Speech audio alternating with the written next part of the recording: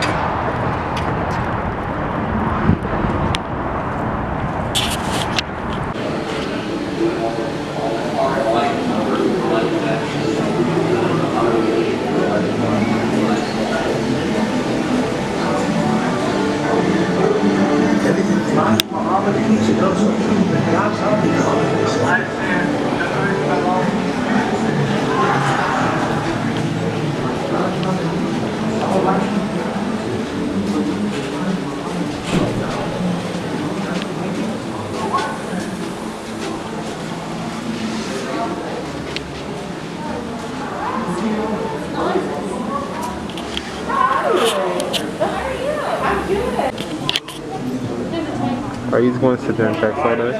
Now I'm putting on you on Instagram. Am I? Leave it to Aaron to want to try out his new camera equipment during our trip. Is that a bad thing? You don't know what you're doing. You don't know what you're doing. I don't know what you're doing either. Shoot. Hey, put your mask over your nose and mouth. Oh or it's going to look like other people you just talked about.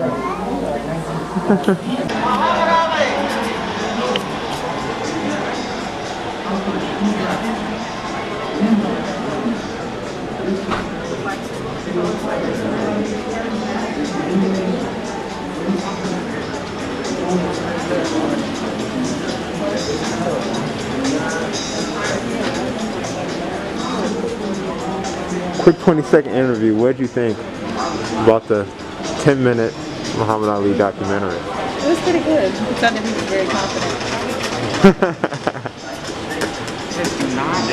That's it? You're going to look back at this and be like, when you're 35, you're going to be like, when I was 23, I never talked. Babe, I'm reading. I want to actually enjoy the museum. Here you go complaining. Babe, I'm reading.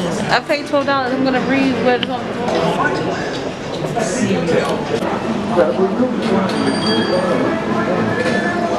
Hey, you. What you doing in here? You know I can't serve you. Now leave. You heard what he said. You get to serve your kind in here. Get out.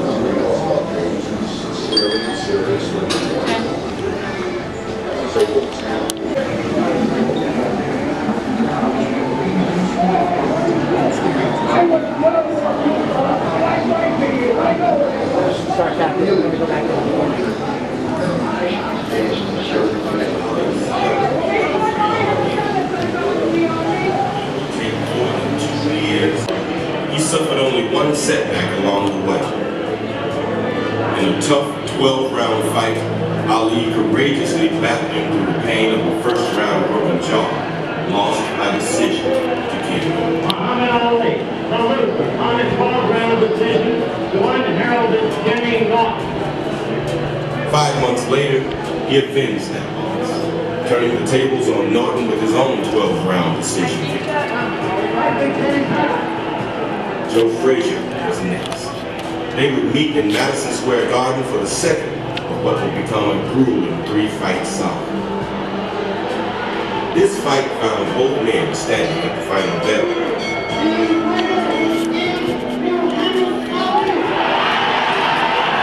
But the championship still eluded.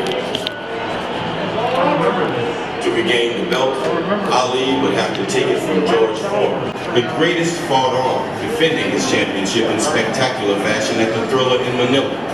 the final chapter in the trilogy of economics. Maybe you think you can handle this around over 3 minutes. That might not seem like It's a lot. I mean, but remember, that's a really good way. If you're not really chasing, then somebody's chasing you. You have to keep moving and throwing punches with all you got. You don't have the heart, it'll break you down. Especially if you're going 12, 15 rounds on the bottom. Check this out. I'm going to give you a feel for what it's like to live in the canvas for 3 minutes. Remember, that's 1 round. Are you going to do this too? I want to help you No. understand my boxing fittest athletes around. So follow along with me. I'm going to keep you moving and show you a few of the champ's signature moves. Okay. Here we go.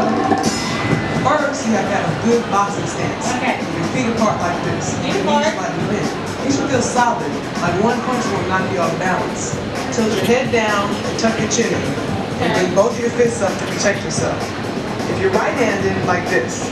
If you're left-handed, you stand like this. So my Got right it? Cool. Now let's work on some footwork. From your stance, you can move forward towards your opponent, backwards away from your opponent, and side to side. Come on, move with me. Forward, back, side to side. Forward, back, side to side. Again, forward, back, side to side. One more time. Forward, back, side to side. Okay, right hand hook. Oh shoot, it's a lot. That hurts. Try it again. 1, 2, 3. Oh shoot. Again. 1, 2, 3. Lights out. Okay, let's talk defense. My father. Very fast.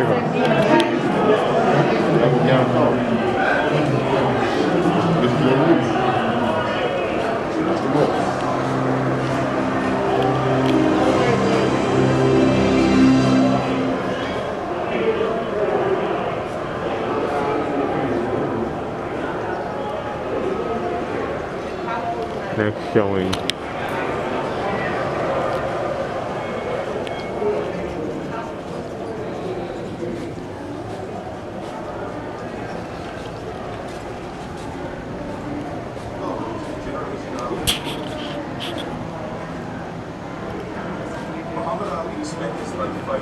And the next showing starts in a minute.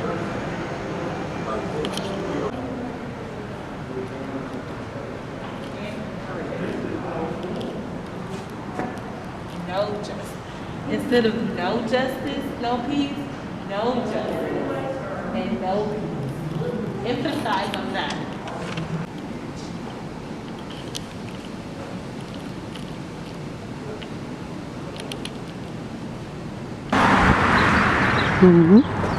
Oh, that's the Slugger Stadium right there. Man, it's a good location. 3 minutes away. So we walk from here.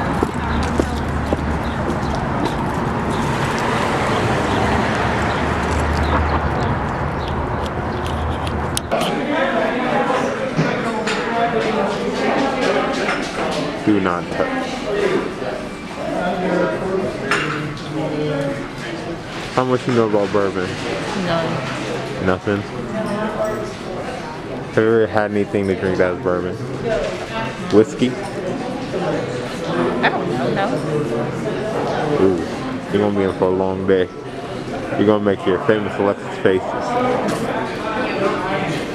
Probably so. Working in events, since those are currently suspended, I get to spend some time sharing tastings with guests, which I will not complain about. So, I'm going to talk, if at any point you cannot hear me because of the echoing and guests, just flag me, raise my hand, or I can come see you after and I'll catch you up on anything that you missed. So I apologize in advance. So first I'm going to go over a little bit of family history. Has anyone seen a port wine? It's like a dark red wine. Okay, anything else that you noticed about this? All right, it's not a trick question. So the next thing we're going to do is nose the spirit. All right. So whenever you're ready, you can pull down your mask if you want, and I want you to nose it. Okay. So try it with your mouth open, because if you have your mouth closed, you're actually trapping those alcohol vapors in your mouth, and you're gonna get that inevitable like cough, right? Because you're just smelling that ethanol. So try it with your mouth open, try it with your mouth closed. Is anyone nosing anything yet? Maybe just at least pick up some type of flavor profile. Okay, so this third sip is really where it's at, and I'm purposely waiting in between sips to let your mouth acclimate, because it needs that time to adjust. So on this third sip, this is where you'll really start to maybe pick up some flavors. Maybe you'll start noticing bitter chocolates in the back for that bitter. Maybe you'll notice some spicy flavor notes on the side of your tongue. In the front, you might taste the fruity notes. You might taste vanilla. You might taste raisins. So whenever you're ready, go ahead. It's a lingering, almost note, like from the sweetness that kind of things on the back of your tongue when it's gone. All right, not everyone made it for our sixth sip, so hopefully got a little bit. Sorry. That's okay. That's okay. I'm gonna come around and give you one with ice now. We're gonna do something else. There's more. There's more. Well, yeah. Because bourbon. Yeah, I'm not gonna shout. I like ice with the chocolate. This is chocolate. So what was your overall experience of tasting bourbon? The real bourbon. I knew it was going to be tough for you because that's a very tough bourbon. Yeah, it was nasty. But the chocolate was good. I got some. So what was your first instinct when she said with the one with no ice? What was your first instinct there? The lady was laughing at me because I'm like, this is so strong. But I like the one with the ice. I could do that. I'm a mixed girl drink, so I'm definitely gonna do a mixed drink after that experience. What was your experience with the bourbon? My experience with the bourbon was all right. I will say this is a little bit stronger than I expected. The experience of tasting bourbon is a little bit softer than I thought it was. I thought it was going to be a little bit more extreme. But overall, you can't really complain because I know how strong bourbon is. See, a lot of people think bourbon's a little bit soft. It's probably the strongest liquor there probably is. I'm not going to lie. Bourbon, whiskey's pretty tough, you know, but they're kind of like together. So, what did you think of the chocolate? You like the chocolate. See, the chocolate to me tastes like any other chocolate. How did you like it when you paired it? Yeah, when I paired it, I did like it. The chocolate didn't have that much of a difference. Right now, you probably crave chocolate because you just had bourbon, but overall, I think the chocolate probably just going to end up tasting pretty much regular, you know. Awesome. Tell the camera we'll be back. We will be back with 4th Avenue. Hey. First time Alexa's been here, the 3rd time that I'm going to be here. Awesome. Where we at? 4th Avenue. 4th Street. Never on 4th Street. I'll take a picture. I'm not.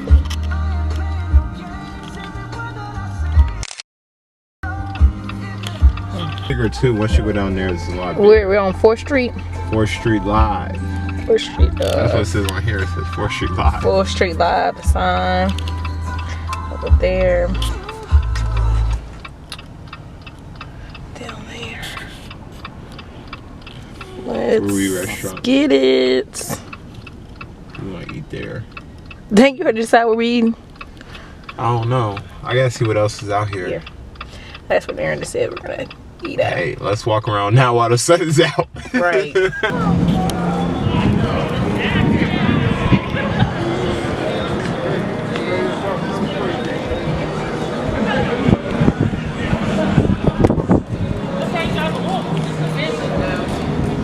I like both. I just like the top. Really? Yeah, I like your top.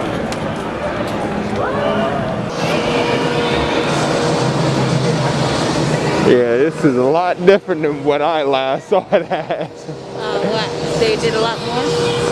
No, it's a lot worse. Because of COVID. I mean, normally this thing is packed. Every single restaurant is open. Lights everywhere. Yeah, a lot of restaurants closed. Yeah. Not quite the same.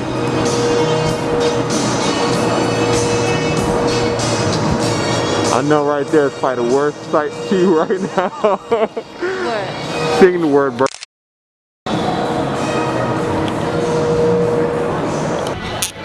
We just had, what was the first drink called? We had a punch and then we had a margarita. I don't know what it was exactly called. Aaron even had one. Then we had fish. Let me get Aaron on the camera. How did you like your drink? It was alright, you know. Mango punch rum. Yeah. I think it's alright. You know, I had a little bit of kick to it.